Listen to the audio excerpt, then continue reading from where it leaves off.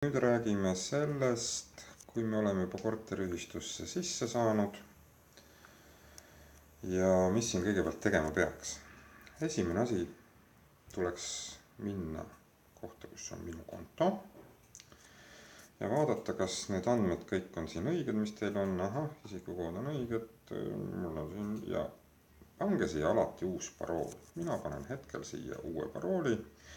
Ma ei teagi, mis see parool võiks olla, ma panen 1, 2, 3, 4, 1, 2, 3, 4. Teil ma ei soovita sellist parooli panna, sellepärast pange ikkagi sellist parooli, mis oleks ka turvaline, kus oleks, paneme siin mõlema parooli lõppu näiteks A-tähed ja salvesta muudatused.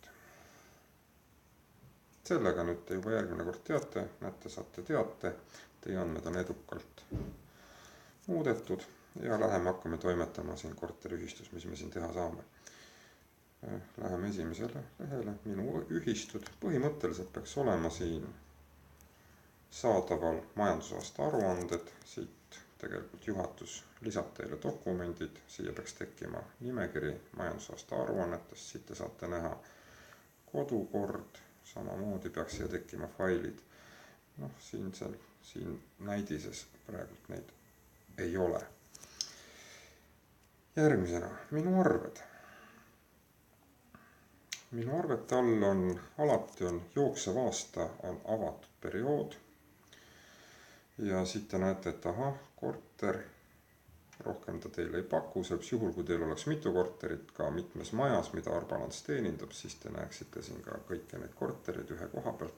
Aga siin 2016 näete, et arvenumbrid, periood ja palju siin on, mis see maksetähtaeg on, keegi tahab muga rääkida, palju on tasuda ja palju on jäänud tasuda, eks ju, ja palju on tasutud.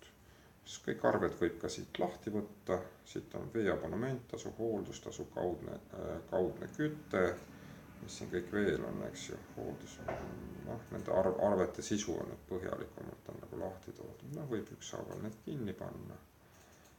Võib ka selle kinni panna, võib ka nad kõik kinni panna, eks. Tavaliselt siin lõpus on tähtsad asjad, eks ju, kuhu, mis arveldusarvetele maksta ja missugune selgitus ja viitenumber anda.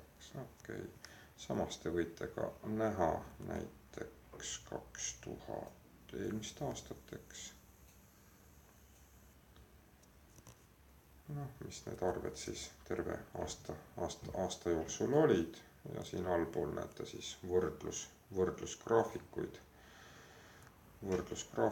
et 2015 versus 2014, näete, kui palju siis need summad siis muutunud on ja mis siis on minu näidud, lähete, hakkate näitu andma. Ja näitudega on ka, kus järg on, kogus 0 kinnitatud, teeme selle kõik siin lahti ja vaatame, mis meil siin on. Ja ma saaksin sisestada näitu. Võtan kumba, kas ma sisestan siia koguse või ma sisestan siia lõppnäidu. Panen ära külma, soojavee lõppnäidu, vajutan sisesta ja sellega ongi kõik tehtud.